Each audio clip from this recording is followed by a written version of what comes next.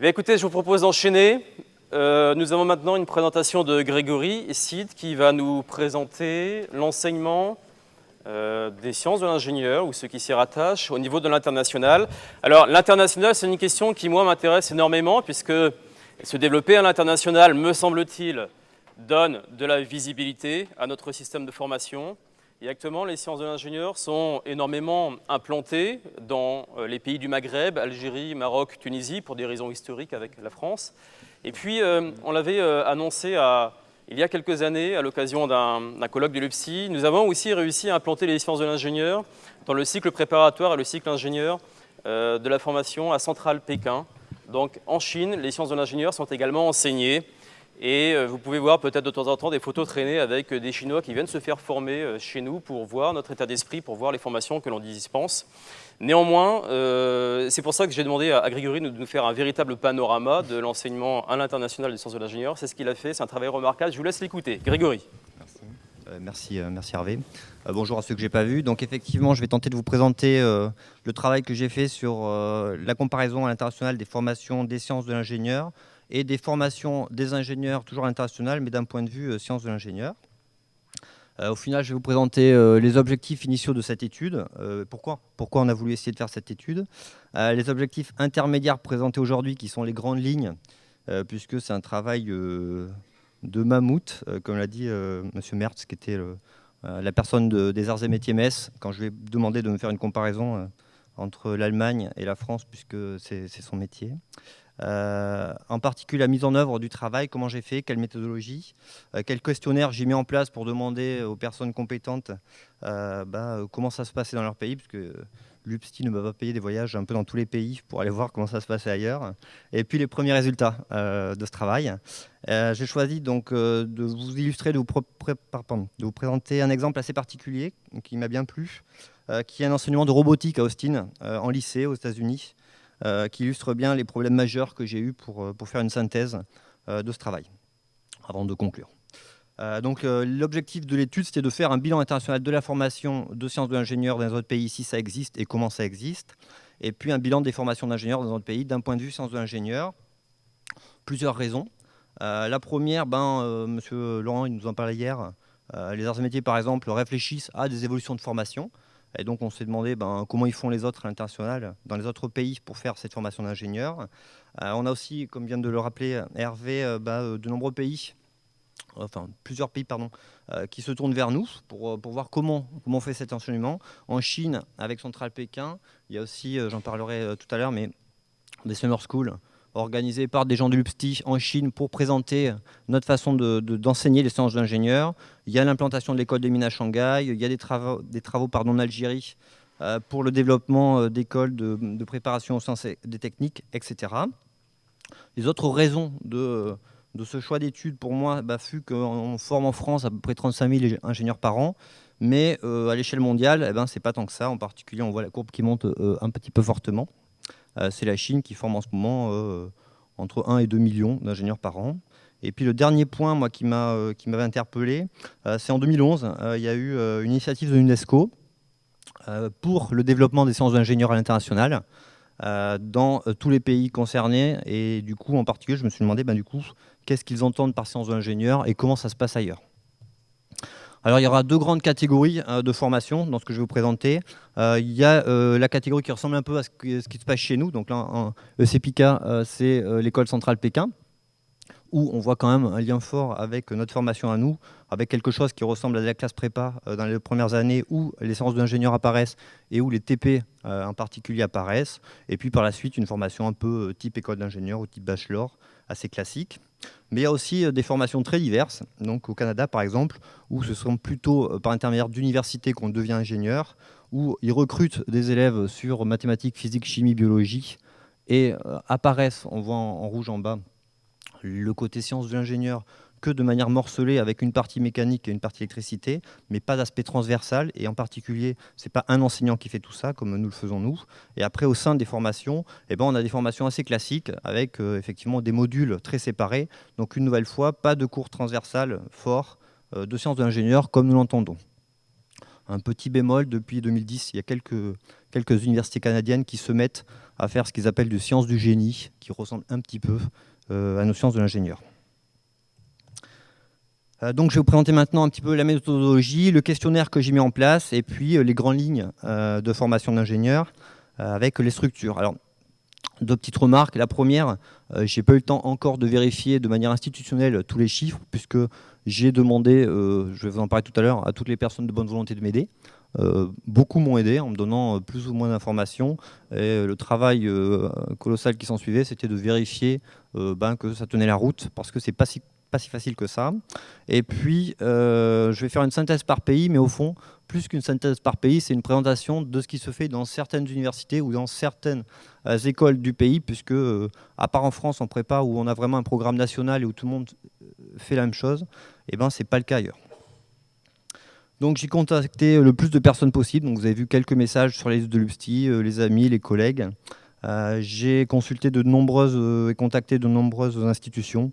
Donc là j'en ai cité que quelques-unes, le CEFI, donc le Comité d'études de formation des ingénieurs, l'Engineering Council, donc ça c'est en Angleterre, le CNISF en France, etc., etc., qui pour la plupart m'ont renseigné avec des grands pavés en disant ce que vous cherchez est sans doute là-dedans. Et puis mon premier problème pour l'étranger fut de dire à quel moment vous faites des sciences d'ingénieur, et les gens me disaient mais qu'est-ce que vous appelez sciences d'ingénieur? Est-ce que c'est du mechanical engineering, du electrical engineering, etc., ou du génie pour les Canadiens? Et du coup définir notre discipline à l'étranger, c'était déjà pas si simple. Ce que je vais vous présenter maintenant, c'est le questionnaire que j'ai proposé aux personnes, avec les questions précises, et je l'ai illustré avec les réponses que je pensais qu'on pourrait me fournir. Et les réponses, c'est pour la France, puisque c'est le pays que je connais à peu près bien. Donc pour les écoles, universités, il y en a 250, on forme à peu près 35 000 ingénieurs par an avec les écoles, plus les universités qui délivrent des diplômes d'ingénieurs.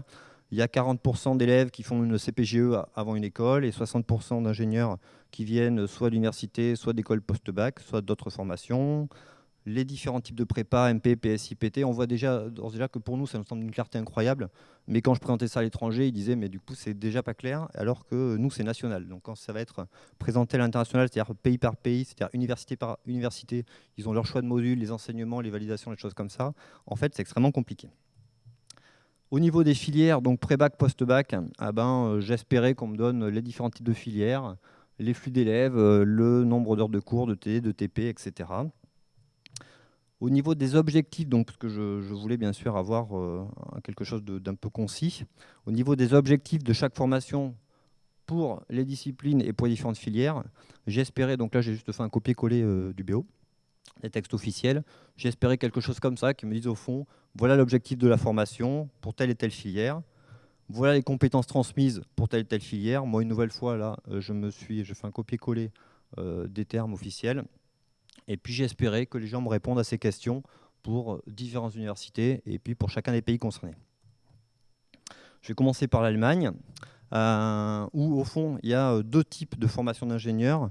Un premier type fait par les universités techniques, donc ça va être assez classique. Là, vous allez voir que, comme l'a présenté Hervé hier, il y a quelques pays qui utilisent notre formation, notre type de formation, avec des prépas et des écoles d'ingénieurs derrière, mais pour la grande majorité des pays, c'est plutôt l'université qui forme des ingénieurs. C'est le cas en Allemagne, avec les universités techniques qui sont plutôt orientées recherche et qui forment des ingénieurs plutôt recherche et développement, et puis les écoles supérieures, HES, qui font plutôt du domaine industriel et des ingénieurs de terrain.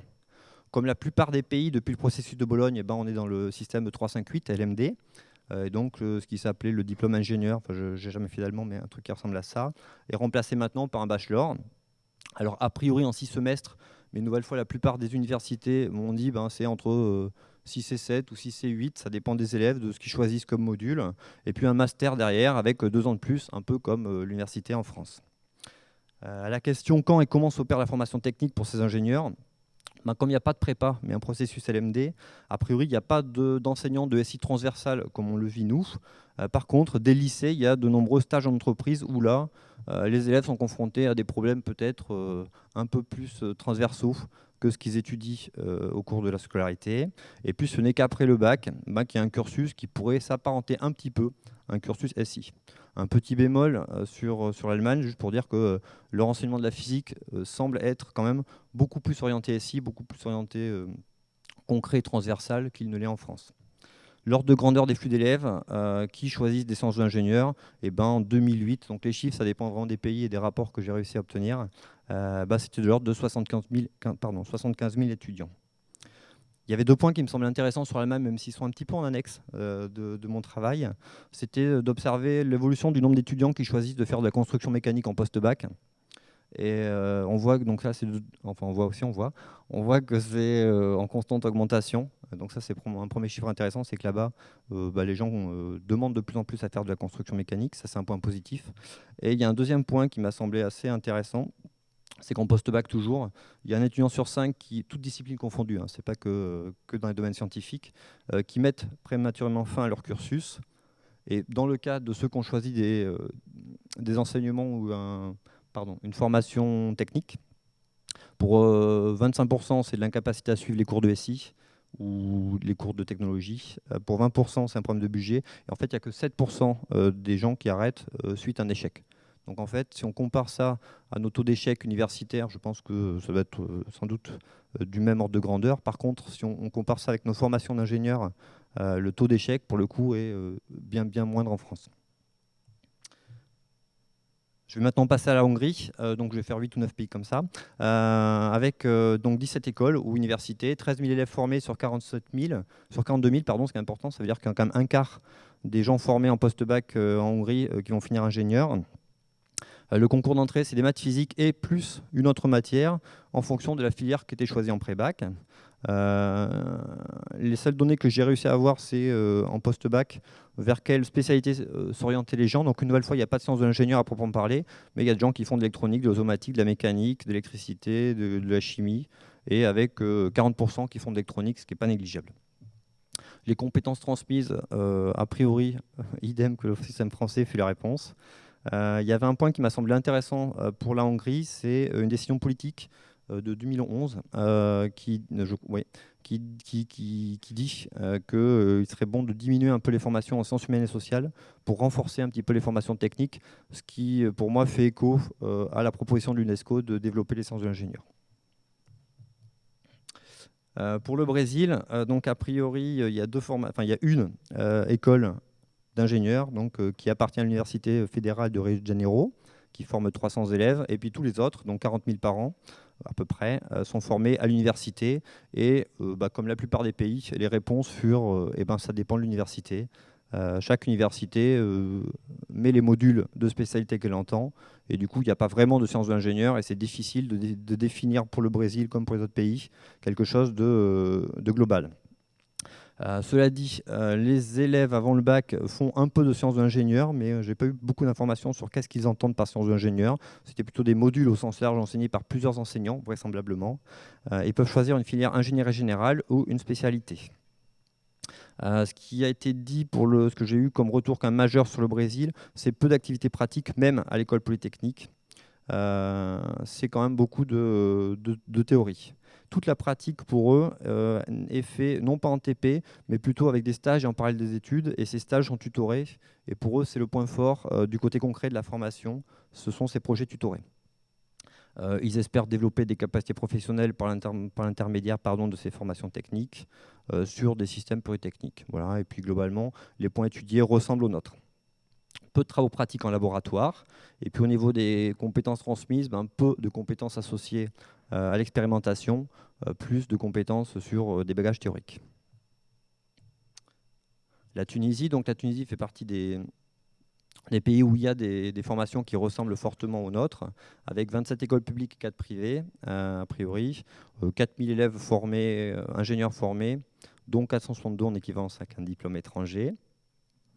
Il n'y a pas d'intitulé sciences de l'ingénieur en classe prépa, avant la classe prépa. C'est qu'en classe prépa, donc en post-bac, que ça apparaît un peu comme chez nous. Et au niveau lycée, il n'y a pas de SSI. Par contre, il y a quelque chose qui s'apparente à l'ancienne STI ou des choses comme ça, où il y a des disciplines technologiques, mais qui ne sont pas transversales.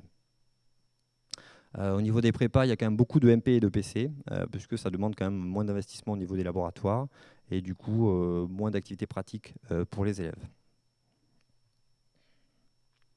Au niveau des compétences, on retrouve nos compétences, et c'est un peu normal puisque les formations sont quand même assez proches.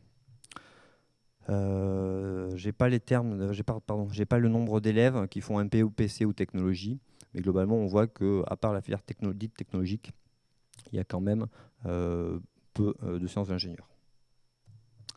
Alors là, je vais passer à la Chine avec deux points de vue. D'un point de vue école centrale Pékin, où j'ai eu pas mal de retours pour plusieurs raisons. D'abord parce qu'il y a un lien fort avec le groupe central. Ensuite parce qu'il y a beaucoup de francophones et que communiquer avec les gens dans les autres pays en anglais ne fut pas chose aisée.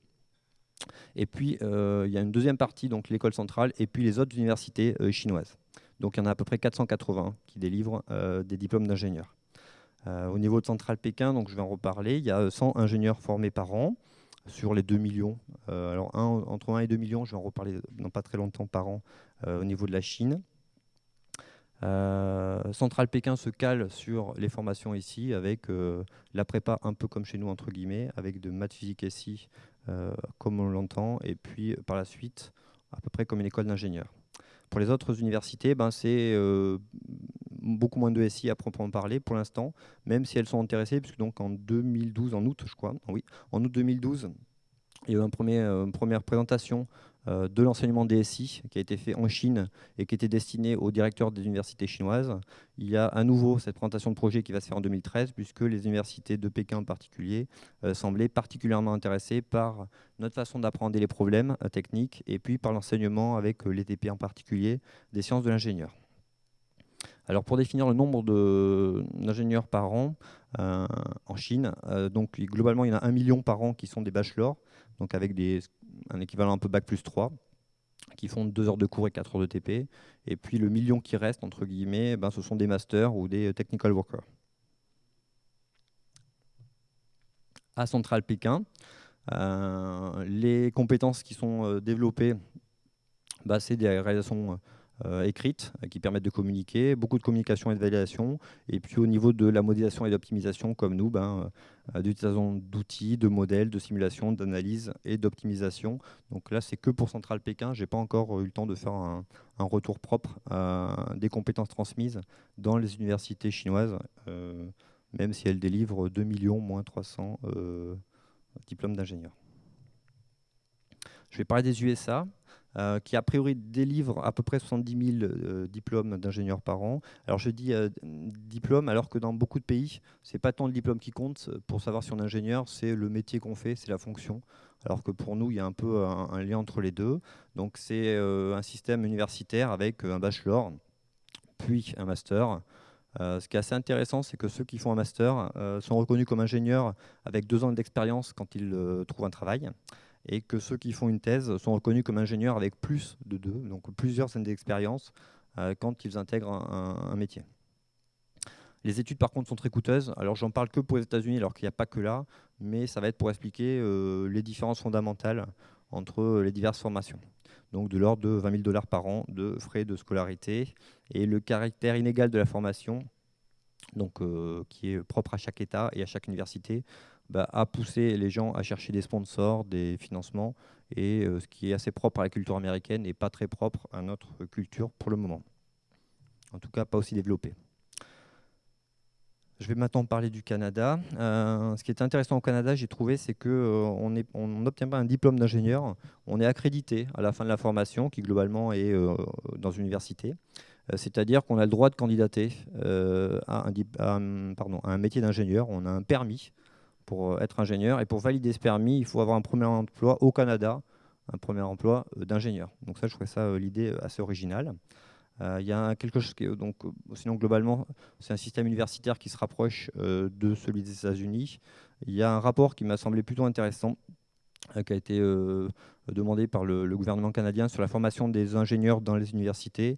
J'ai cité que quelques recommandations, mais globalement les recommandations disent qu'il faudrait beaucoup plus d'applications. Le génie, donc la recommandation 17 par exemple, dit que chaque programme de baccalauréat en génie, donc en gros c'est la formation d'ingénieur, permette et exige l'acquisition d'une expérience pratique. Donc c'est dans de nombreuses recommandations, ils insistent sur le fait vraisemblablement qu'il n'y a pas assez d'expérience pratique dans les formations d'ingénieurs canadiennes. La Suisse, alors la Suisse fait un peu un mix entre le mode français et le mode anglo-saxon, en prenant un peu des formations avec des modules séparés, et puis un petit peu de temps en temps des choses qui ressemblent au sens de l'ingénieur. Il y a deux types d'écoles, les écoles polytechniques et les écoles spécialisées. Les écoles polytechniques font plutôt des sciences fondamentales. Alors pareil, hein, c'est un peu général comme présentation, mais les écoles spécialisées font plutôt des sciences appliquées. Là, donc le titre d'ingénieur est délivré après 5 ans après la maturité. La maturité, c'est le bac en Suisse. Parce que j'ai tout un problème de vocabulaire avec c'est quoi le gymnasium en Allemagne, la maturité en Suisse, etc. Donc 5 ans après le bac, les ETH délivrent un diplôme d'ingénieur. Seulement 3 ans pour les autres, parce que c'est un bachelor que délivrent les hautes écoles spécialisées.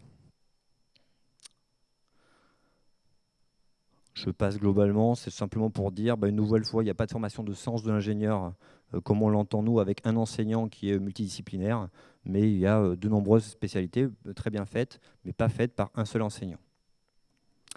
Donc le dernier exemple que je vais vous présenter, c'est l'Italie, avec une première remarque, c'est géographique.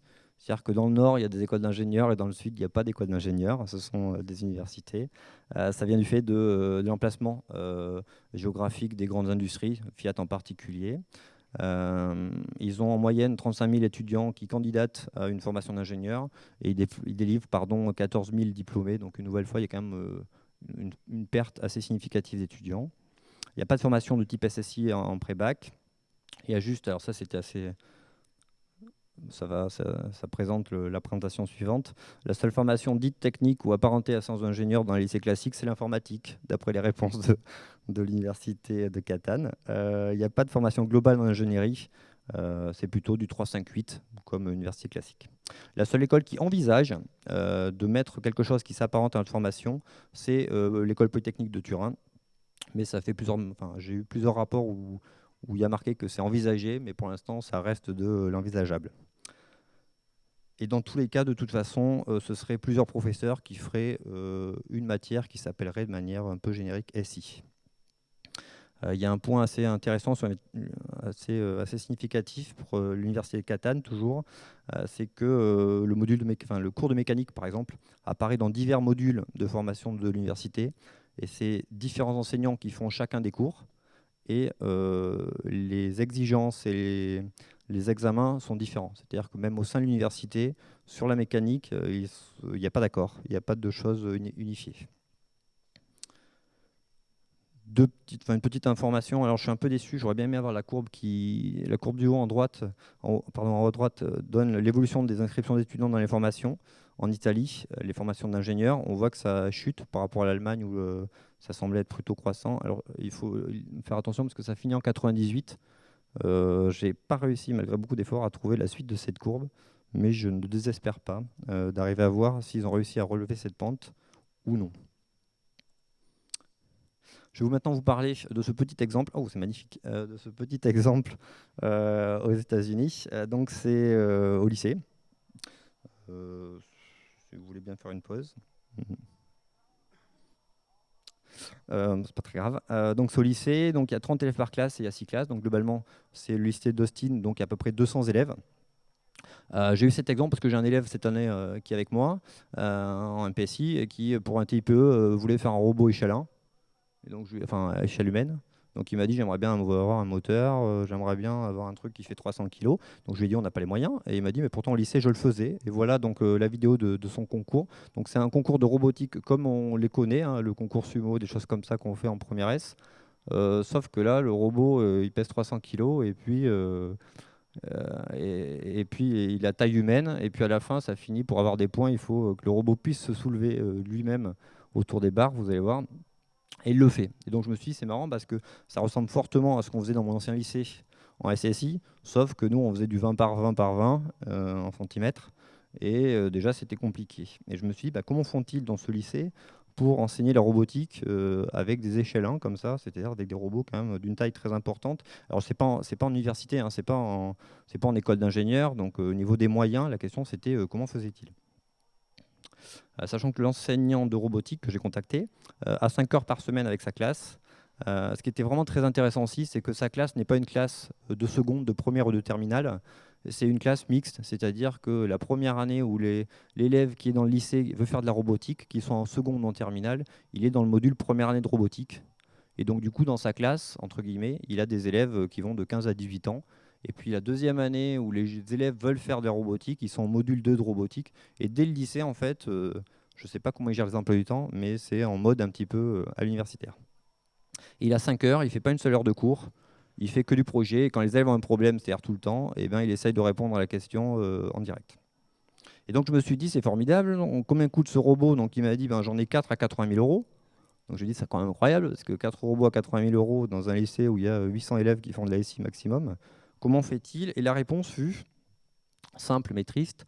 KDK Man Foundation, donc c'est une fondation qui subventionne les enseignants ou les choses qui se passent à Austin ou pas loin d'Austin et qui lui donne 50 000 dollars par an depuis 4 ans et tous les ans. Et du coup, pour moi, c'était intéressant parce que à la question pourquoi il gagnait le concours de robotique par rapport à celui qui était dans un autre pays du Texas, une autre ville du Texas, la réponse fut là, à mon avis, c'est-à-dire que financièrement, il y avait une manne importante, plus une formation pour les enseignants, pardon, payée par cette fondation. Et je me suis dit, en fait, mon problème pour faire cette synthèse, c'est de dire que dans chaque État, dans chaque pays, bah, il y a des variations très fortes. Et ben là, on en avait une flagrante. C'est-à-dire que le lycée d'Austin a 50 000 dollars donnés tous les ans et le lycée d'à côté ne l'a pas. Et du coup, faire une comparaison des formations, ne serait-ce que de robotique ou de sciences d'ingénieur, eh ben, ce serait extrêmement difficile. Pour conclure, je sais pas, je pense que je suis bien. Pour conclure, bah, comme prévu, hein, ce fut un travail long, difficile, pénible, avec beaucoup de problèmes de vocabulaire, de langue. Je vous ai passé les retours de documents hongrois et autres qu'on m'a donnés sympathiquement, hein. Les gens étaient très sympathiques, mais c'était compliqué. La non-possibilité de faire vraiment un parcours homogène par pays, parce que déjà au sein de l'université c'est compliqué et par pays c'était pire. Et puis observer la complexité de tous les systèmes éducatifs. Le nôtre me semblait moins simple, mais après discussion avec ces gens, c'est surtout qu'on le connaît très bien. Et en fait il est compliqué aussi le nôtre. Il y a 2 points quand même qui ont été particulièrement maltraités. C'était du fait de ce que je viens de dire, c'est l'organisation des structures, c'est-à-dire combien d'heures de TP, de cours, de projets, de TD. Mais je vais poursuivre ce travail dans l'espoir de trouver plus d'informations. Et puis au niveau des compétences, alors là pour le coup, à part ceux qui m'ont dit pareil qu'en France, il n'y a eu pas de réponse très satisfaisante. Je pense que la plupart ne réfléchissent pas en compétences. Au niveau des pistes, j'ai eu pas mal de retours de gens qui me disaient ah, c'est super les sciences d'ingénieur, on ne savait même pas que ça existait. Faites des concours internationaux avec nous. Venez, en gros, le monsieur m'a dit amenez-nous un robot échelin là, français, et puis comme ça on pourra discuter. Bon, je vais expliquer qu'on va avoir du mal pour l'échelin, mais que globalement on pourrait quand même faire des choses. Et développer les Olympiades à l'international, ça aussi on m'en a parlé en disant il y a les Olympiades de maths, de physique, de chimie internationale, pourquoi pas de SI.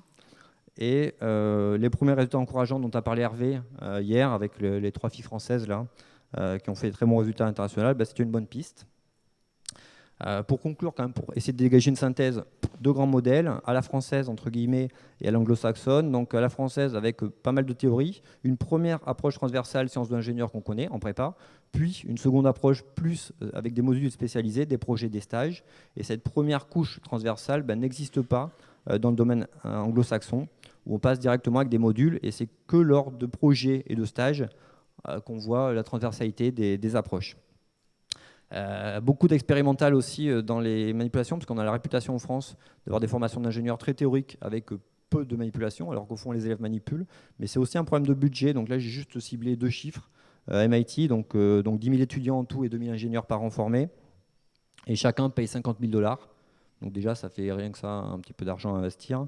Et Harvard, donc avec 20 000 étudiants, ce qui n'est pas colossal, 4 milliards de dollars de budget. Donc c'est pareil, au niveau des gestions financières, on n'est pas dans le même monde. Un petit tableau pour résumer en disant il y a 2 grandes catégories, un peu comme en France, on va dire, avec une prépa d'abord, puis des modules, des projets, des stages, et un peu à l'étranger avec un type universitaire, avec un bachelor et un master. Il n'y a pas vraiment à l'étranger de sciences de l'ingénieur, puisqu'il n'y a pas un enseignant qui assure les cours dans plusieurs disciplines. Juste, je voudrais maintenant Ah non, ouais. Je voudrais juste remercier toutes les personnes. Alors, j'ai pas pu lister parce qu'il y a quand même beaucoup de gens qui m'ont remercié, qui m'ont rendu service, ne serait-ce que pour me dire que c'était pas possible de trouver les informations. Et je voudrais remercier en particulier les 4 premiers, dont Vincent Crespel qui m'a vraiment beaucoup aidé, l'enseignant de Central Pékin, Jimmy Ma, l'enseignant de Berkeley qui a essayé de m'aider pour les États-Unis, et puis Monsieur Mertz pour l'Allemagne. Voilà.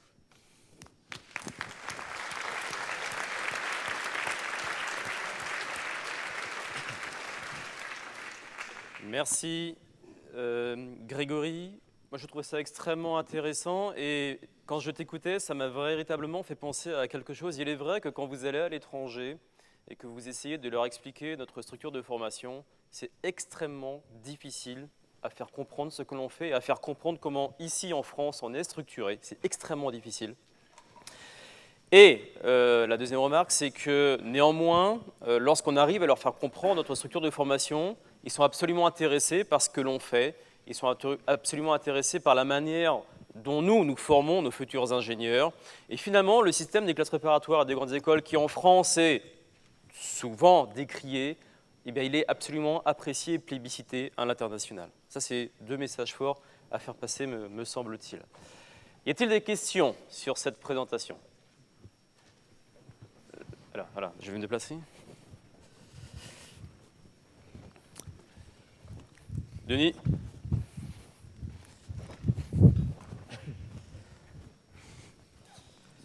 Bonjour.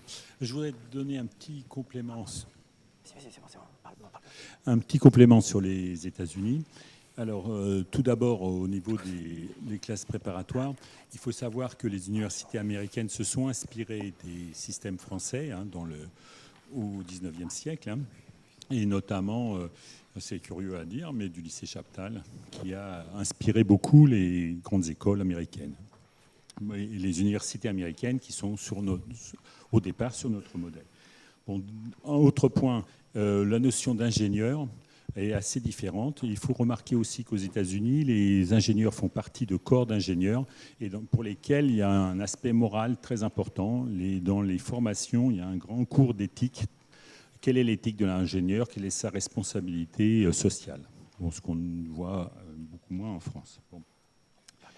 Donc il y a des associations d'ingénieurs qui vont voir cet aspect moral, la responsabilité de l'ingénieur. Bon, en France, on ne peut pas remarquer que c'est très très fort. Enfin, un autre point intéressant, c'est la notion de compétence. J'ai été à Austin, à l'université d'Austin, et j'avais été invité. Et la notion de compétence ne rentre pas dans leur idée, quoi. Ils n'ont pas trop cette idée-là. Donc, quand on parle de compétences, ils ne comprennent pas trop ce qu'on dit. Bon. Donc ça, c'est un petit peu différent de notre système. Enfin, tout à l'heure, tu as parlé des coûts des universités. Alors, prenons celui de Harvard. Il faut savoir que la formation est entre jusqu'à $100 000 par personne. Et il faut savoir aussi que dans le budget de l'université de Harvard à Boston, les frais de scolarité ne représentent que 6% des revenus de l'université. Le reste étant des revenus financiers divers et variés. Bon. Donc ça donne une idée de la capacité financière de cette université, donc qui est très très différente de celle de nos universités en France. Bon, donc je voulais simplement souligner ces quelques points. Merci. Merci Denis. Grégory, merci. Un élément de réponse à ce qui vient d'être dit peut-être? Pour moi, ce n'est pas une réponse, c'est un complément, effectivement. Et je suis d'accord avec tout ce qui a été dit vraisemblablement. Effectivement, je n'ai pas parlé non plus des cours de management qu'on a pas mal, nous, dans les écoles d'ingénieurs, qui, a priori, à l'étranger, ont beaucoup moins lieu d'être, parce que l'ingénieur est bien souvent formé sur des disciplines techniques et pas trop sur des formations commerciales ou management. Ça serait intéressant d'ailleurs par rapport à la remarque du coût de la formation, de faire le calcul pour Harvard. Vous faites 4 milliards, c'est ça le budget, divisé par 20 000, pour voir le coût de revient de la formation d'un étudiant, pour le comparer à celui du coût de formation d'un étudiant en classe préparatoire qui est beaucoup décrit en France. Voir si c'est plus ou si c'est moins, mais même l'ordre de grandeur me permet de connaître la réponse. Je crois que c'est facile. D'autres questions? Y a-t-il d'autres questions? Oui.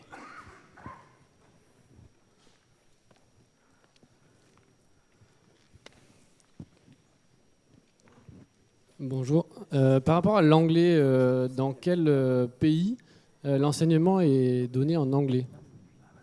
Notamment, évidemment, les pays non anglophones, évidemment. Ça, c'est une bonne question. Alors moi, la seule réponse que je peux te donner, c'est que les réponses qu'on m'a données étaient en anglais, mais que je pense que à part les pays anglophones, les formations sont globalement pas en anglais. Et il y a juste, je crois que c'est à Centrale Pékin. C'est en français. Voilà, je sais que c'est français, mais parce que c'est une spécificité assez forte. Pour le reste, je pense que les formations sont faites dans la langue d'origine. En tout cas, j'ai aucun retour de personnes qui me disaient que c'était fait en anglais. La formation à Centrale Pékin se fait en français. C'est une formation qui se veut sur l'image et le modèle de ce qui se fait en France. Donc la formation se fait en français auprès des élèves. Par contre, lorsque nous formons quelques professeurs, ça se fait en anglais parce qu'ils ne parlent pas très bien français. Une dernière question? Peut-être? Micro. Voilà, bon, évidemment, il y a un très gros travail très intéressant. Et vous n'avez pas présenté la Grande-Bretagne, les pays nordiques, il y avait un choix ou... Alors, il n'y ou avait alors aucun j'ai loupé choix. quelque chose Au départ, quand on avait discuté avec Hervé en particulier, pays sélectionnés tous. Et donc, j'ai envoyé des demandes et j'ai essayé de prendre des informations sur plein de pays. Et j'ai fait la synthèse j'ai essayé de parler des pays où j'avais des informations qui me semblaient plus justes. Les pays scandinaves, c'est en cours. Donc, j'ai pas mal de retours, mais pour l'instant, c'est pas encore assez propre pour pouvoir en parler. Et Angleterre, paradoxalement, j'ai eu quasiment aucun retour satisfaisant. Et par moi-même, j'ai essayé de creuser, mais j'ai pas eu le temps. Et l'Inde? Alors l'Inde, à part le fait qu'ils font qu'ils forment 700 000 ingénieurs par an, c'est-à-dire un gros chiffre, j'ai pas non plus eu de retour. En fait, c'est vraiment pas facile de trouver la personne dans le pays concerné qui peut répondre à ces questions, sachant qu'il a extrêmement bien dit. C'est-à-dire quand je dis aux gens, on fait les séances d'ingénieur et vous, ils disent on sait pas ce que c'est. Et quand je dis mais quelles compétences, ils disent on sait pas ce que c'est. Et du coup, mes questions qui me semblaient, et la plupart me disent sans doute que pour la France c'est des bonnes questions, mais alors pour nous, on comprend même pas vos questions. C'est-à-dire à savoir c'est quoi une compétence, ils savent pas. C'est quoi les séances d'ingénieur, ils savent pas. Et du coup, c'était assez difficile. Les échanges étaient intéressants, mais difficiles. Voilà. En tout cas, cela représente un véritable travail de synthèse de très bonne qualité. Et juste pour votre information, à Centrale Pékin, comme je le disais, depuis 2 ans maintenant, nous avons réussi à l'UPSI à implanter cet enseignement là-bas, un enseignement de sciences de l'ingénieur. En fait, ils ont été convaincus par notre manière d'appréhender les problèmes complexes sur les systèmes industriels. Et donc, ils ont créé un laboratoire d'enseignement où actuellement, ils ont 5 supports d'enseignement pour faire des travaux pratiques. Ce laboratoire d'enseignement va être équipé avec une augmentation de 200 ou 400% supplémentaires dans le futur très proche. Certains enseignants ont été mis en place pour enseigner les sciences de l'ingénieur. Donc il y a un véritable potentiel de développement assez remarquable là-bas. Et à travers les universités d'été, les summer schools que tu évoquais, nous avons été expliquer ce que nous faisons en France, en sciences de l'ingénieur, aux Chinois. Ils ont été particulièrement intéressés et de nombreuses autres universités commencent à vouloir aussi être dominantes sur ce marché de la formation de l'ingénieur. Le tout, je le précise, avec au niveau des dépenses, pas un seul centime dépensé par l'UPSI évidemment, mais surtout pas un seul centime dépensé par la France. C'est la Chine qui finance tout cela. Ça veut dire véritablement qu'elle y voit un potentiel important et nécessaire à faire chez eux. Grégory, merci pour ce travail de qualité.